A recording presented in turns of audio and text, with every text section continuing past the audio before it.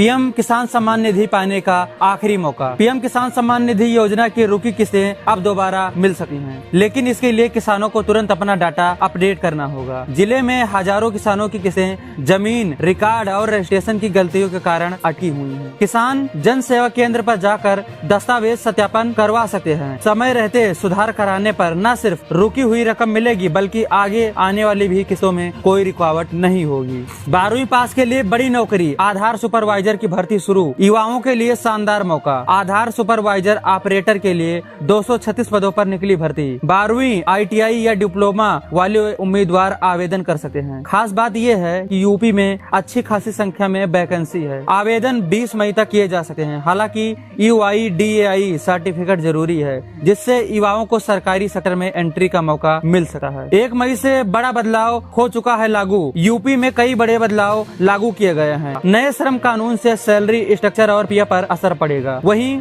ATM से पैसे निकालना अब महंगा हो सकता है। साथ में UPI में सिक्योरिटी बढ़ाई गई है। ये बदलाव सीधे आम लोगों की जेब और नौकरी पर असर डालेंगे। गाँव में पशुपाल कर कमाई का बड़ा मौका, यूपी सरकार की नई डेयरी योजना नंद बाबा मिल्क मिशन किसानों के लिए बड़ा मौका लेकर आई। इसमें सब्सिडी, ट्रेनिंग और आसान लोन की सुविधा मिलेगी। छोटे किसान भी अब डेयरी खोलकर अच्छी कमाई कर सकते हैं। योजना का उद्देश्य गाँव में रोजगार बढ़ाना और दूध उत्पादन को मजबूत करना। हाई कोर्ट का बड़ा आदेश, बिना वजह गिरफ्तारी अब अवैध होगी। इलाहाबाद हाई कोर्ट ने कहा कि पुलिस किसी भी व्यक्ति को बिना ठोस कारण बताए गिरफ्तार नहीं कर सकती है। गिरफ्तारी का कारण लिखित में देना अनिवार्य होगा। कोर्ट ने एक मामले में गिरफ्तारी को अवैध बताते हुए आरोपी को रिहा करने का आदेश दिया। श्रमिकों के लिए बड़ा ऐलान, 5 लाख का बीमा और सस्ती कैंटीन सुविधा। श्रम दिवस पर योगी आदित्यनाथ ने बड़ा ऐलान किया। अब से श्रमिकों को 5 लाख रुपए का सुरक्षा बीमा दिया जाएगा। साथ ही सस्ती कैंटीन में सस्ता भोजन उपलब्ध कराया जाएगा।